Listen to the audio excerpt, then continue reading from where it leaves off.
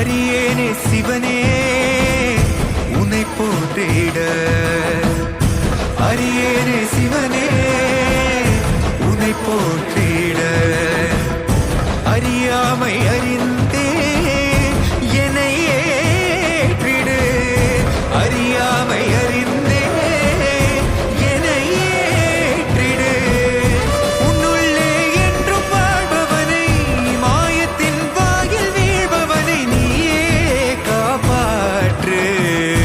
என்னை ஆளும் சிவனே, யாரு கடமைக்காரன்.